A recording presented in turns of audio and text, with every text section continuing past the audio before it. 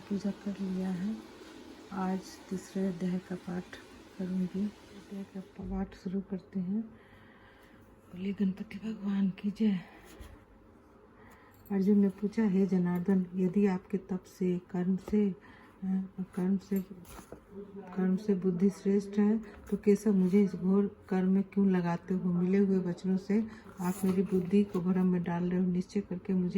निश्चय करके मुझे बतलाइए जिससे मैं कल्याण को प्राप्त हो। श्री कृष्ण बोले, हे निष्पाप अर्जुन, मैं पहले समझा चुका हूँ कि इस श्लोक में दो प्रकार की निष्ठा कही है। एक तो सांख्य वालों का ज्ञान योग और दूसरा योगियों का कर्म योग। कर्मों का प्रारब्ध न करने से कोई निष्कर्म नहीं कहलाता और न कर्मों का त्याग करके संन्यास करने से ही किसी को सिद्धि नहीं मिल जाती। मनुष्य क्षण भर भी कर्म किए बगैर नहीं रह सकता। प्रकृति के गुण ही सब मनुष्यों को कुछ न कुछ कर्म करने में लगाते हैं। जो अज्ञानी कर्मेंद्रियों को रोक कर आत्मचिंतन करने के बहाने विषयों की चिंता करता हुआ पाखंडी मिथ्याचारी कहलाता है। हे अर्जुन, जो इंद्रियों को मन से दमन कर विषयों में प्रवृत्त न होने देकर उनसे कार्य लेता है वह कर्म योग का अभ्यास कहलाता है और श्रेष्ठ कहलाता है। अपने धर्म के अनुसार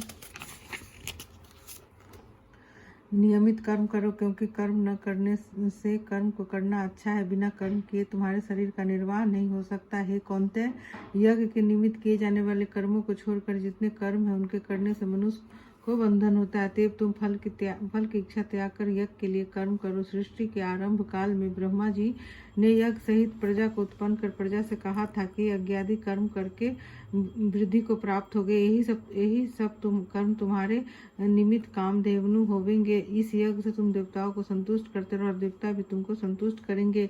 इस प्रकार परस्पर बर्ताव करते हुए तुम और देवता कल्याण को प्राप्त होगे। यज्ञ आदि कर्मों से प्रसन्न होकर देवता तुमको इच्छित सुख की सामग्रियां देंगे, परंतु उनके दिए हुए दान को जो बिना उनका भोग लगाया ग्रहण करता है वह चोर है। पंच महायज्ञ करके जो शेष बचा हुआ भोग ग्रहण करते वो सब पापों से मुक्त हो जाते हैं। जो अपने निमित्त ही अन्न पकाते हैं वे पापी पुरुष पाप को ही भक्षण करते हैं।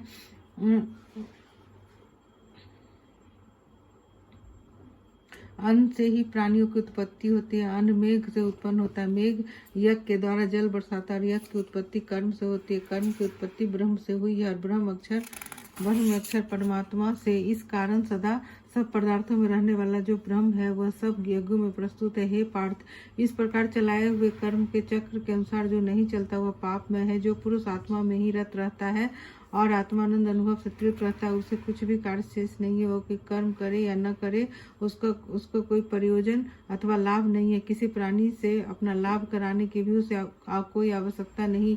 इसलिए तुम भी फल की प्राप्ति इच्छा त्याग कर कर्तव्य का पालन करते रहो। इसलिए तुम भी फल की प्राप्ति इच्छा त्याग कर कर्तव्य पालन करते रहो, क्योंकि फल की इच्छा को त्याग कर्म करने वाला पुरुष मोक्ष को प्राप्त होता है। राजा जनक आदि ने भी कर्म सिद्धि पाई है। इसी प्रकार तथा लोक संग्रह को देखते हुए भी तुमको कर्म करना उचित है। श्रेष्ठ मनुष्य जिस कर्म का आचरण करता है दूसरे मनुष्य उसी मार्ग पर चलते हैं और वह जिसको प्रामाणिक मानता है उसी के अनुसार सब उत्तम मानते हैं। हे पार्थ, मुझको तीनों लोकों में कुछ भी कर्म शेष न रहा और न कोई अप्राप्त वस्तु प्राप्त करनी है, फिर भी मैं कर्म करता ही रहता हूँ। यदि हम आलस से रहित होकर कर्मों को नहीं करेंगे तो मनुष्य हर प्रकार से हमारे ही पथ का अनुकरण करेंगे। जो मैं ही कर्म न करूँ तो सब लोग भी न करने से नष्ट हो जाएंगे। इससे मैं ही वर्ण संकटों के उत्पन्न करने का हेतु बनकर प्रजा को नष्ट करने वाला समझा जाऊंगा। जिस प्रकार अज्ञानी फल की इच्छा करके कर्म करता है वैसे ही फल की इच्छा न करते हुए ज्ञानी को लोक शिक्षा की इच्छा करते हुए कर्म करना उचित है। कर्म में आसक्त अज्ञानियों की बुद्धि में ज्ञानी भेदभाव उत्पन्न न करे, परंतु आप स्वयं कर्म करता हुआ उससे भी प्रसन्नता पूर्वक कर्म करावे। हे अर्जुन, सब कर्म प्रकृति के गुण से ही उत्पन्न होते हैं, परंतु जिनकी बुद्धि अहंकार से भ्रष्ट है ऐसे मूर्ख लोग समझते हैं कि हम करता है। परंतु जो गुण और कर्म के विभाग को सच्चा तत्व जानता है वह ज्ञानी पुरुष यह समझकर इसमें आसक्त नहीं होता कि गुणों का यह खेल आपस में हो रहा है। हे अर्जुन, अध्यात्म बुद्धि से सब कर्मों को तुम मुझ में अर्पण करके फल की आशा छोड़कर संग्राम करो। जो पुरुष श्रद्धा पूर्वक जो पुरुष श्रद्धापूर्वक मेरे वचनों पर दोष दृष्टि न करके मेरे इस मत के अनुसार आचरण करते हैं, वे लोग कर्म बंधन से निश्चय मुक्त हो जाते हैं। और जो अज्ञानी इस मत पर दोष दृष्टि करते हुए इसका ग्रहण नहीं करते, वे संपूर्ण ज्ञान से रहित हैं। उनको नष्ट हुआ जानो। अपना कठिन कर्म भी दूसरों के सहज धर्म से हितकर है। स्वधर्म में मरना भी कल्याणकारक है, परंतु अन्य धर्म भयानक है। अर्जुन बोले, हे श्री कृष्ण, पुरुष को पाप करने की इच्छा न होते हुए कौन उसे बलात् पाप के मार्ग में प्रवृत्त करता है। श्री कृष्ण बोले, हे अर्जुन, रजोगुण से उत्पन्न होने वाला काम और क्रोध मनुष्य को पाप मार्ग में ले जाता है। इसे करके उत्पन्न इच्छा कभी तृप्त नहीं होती है। महापापी और घोर शत्रु है। जैसे धुआं से अग्नि, धूल से दर्पण और झिल्ली से गर्भ का बालक ढका रहता है, उसी प्रकार विषय की इच्छा से आत्मज्ञान ढका हुआ है। हे कुंती पुत्र, इस शत्रु काम को करके ज्ञानियों का ज्ञान आच्छादित हुआ है। इंद्रिया, मन और बुद्धि इस काम के आश्रय स्थान है। इनके सहारे विषयेच्छा ज्ञान को आच्छादित करके जीव को मोहित कर लेता। अतएव तुम सर्वप्रथम इंद्रियों को बस में करके ज्ञान और विज्ञान को नष्ट करने वाली इस पापी काम को जीतो।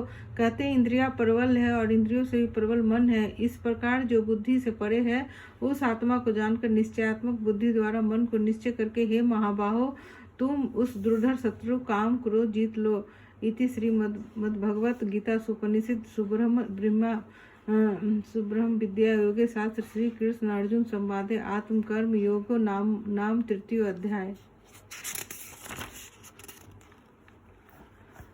तीसरे अध्याय का महात्म्य। नारायण जी बोले, हे लक्ष्मी, एक शूद्र अकेला ही वन में रहता था। अनर्थों से उसने बहुत सा दर्भ इकट्ठा किया। किसी कारण से वह दर्भ जाता रहा। अब वह शूद्र बहुत चिंतित रहने लगा।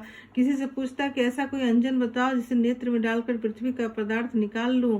तब किसी ने कहा, मांस मदिरा खाया पिया कर। वह खोटा कर्म करने लगा। एक दिन धन की लालसा कर चोरी करने गया। रास्ते में चोरों ने मार दिया। तदंतर उसने प्रेत की योनि पाई। उस प्रेत योनि में उसे बड़ा दुख हुआ। एक बट के वृक्ष पर रात दिन चिल्लाया करता कि कोई ऐसा भी है जो मुझे इस अधम देह से छुड़ाए। कुछ समय बाद शूद्र की स्त्री से पुत्र जन्मा। जब उसका पुत्र बड़ा हुआ तो एक दिन अपनी माता से उसने पूछा, मेरा पिता क्या करता था और देहांत किस प्रकार हुआ है। तब उसकी माता ने कहा, बेटा, तेरे पिता के पास धन बहुत था, वह सब यूं ही जाता रहा। एक दिन धन की लालसा से चोरी करने गया, परंतु मार्ग में चोरों ने उसे मार डाला। तब उसने कहा, हे माता, उसकी गति कराई थी। तब माता ने कहा, नहीं। फिर कहा, हे माता, उसकी गति करानी चाहिए। यह कहकर वह पंडितों से पूछने लगा और प्रार्थना करी, हे स्वामी, मेरे पिता किस एक दिशा में जाकर मृत्यु को प्राप्त हो, उसका उद्धार किस प्रकार होवे। तब पंडितों ने कहा, तू गया जी जाकर उसकी गति कर, तब पितरों का उद्धार होगा। यह सुन माता की आज्ञा ले गया जी को गमन किया। प्रयागराज का दर्शन स्नान करके फिर आगे को चला। रास्ते में एक वृक्ष के नीचे बैठा। वहां उसको बड़ा भय हुआ। यह उसी वृक्ष था जहां उसका पिता प्रेत की योनि को प्राप्त हुआ था। उसी जगह में चोरों ने उसको मारा था। तब उस बालक ने अपना गुरु मंत्र पढ़ा। उसका एक और नियम भी था। वह एक अध्याय श्री गीता जी का भी नित्य पाठ किया करता था। उस दिन उसने श्री गीता जी के तीसरे अध्याय का पाठ उस वृक्ष के तले बैठकर किया। तो वह उसके पिता ने प्रेत की योनि में सुन के उसकी प्रेत देह छूट गई, देव देही पाई। स्वर्ग से विमान आए और वह विमान पर चढ़कर उसके सामने आया और आशीर्वाद दिया कि हे पुत्र, मैं तेरा पिता हूँ जो मरकर प्रेत हुआ था। तेरे पाठ करने से मेरी यह देव देही हुई। अब मेरा उद्धार हुआ है। अब तू गया जी में अपनी खुशी से जा। इतना सुनकर पुत्र ने कहा, हे पिताजी, कुछ और आज्ञा करो जो मैं आपकी सेवा करूं। तब उस देव देही ने कहा, देख, मेरी 7 पीढ़ियां पितर नरक में पड़ी हैं, बड़े दुखी हैं। अब तू श्री गीता जी के तीसरे अध्याय का पाठ करके उनको इस दुख से मुक्ति प्रदान कर। इतना वचन कहकर वह देव देही स्वर्ग को गई। तब बालक ने वहां तीसरे अध्याय का पाठ किया और सब पितरों को पुण्य देकर वैकुंठगामी किया। जो प्राणी श्री गीता जी का पाठ करे या श्रवण करे, उसका फल कहाँ तक कहने में नहीं आ सकता। तब नारायण जी ने कहा, हे लक्ष्मी, यह तीसरे अध्याय का फल है जो मैंने तेरे लिए कहा है, सो तूने सुना है। अब ये पूरा हो गया। अब भोग लगा के आरती करना है।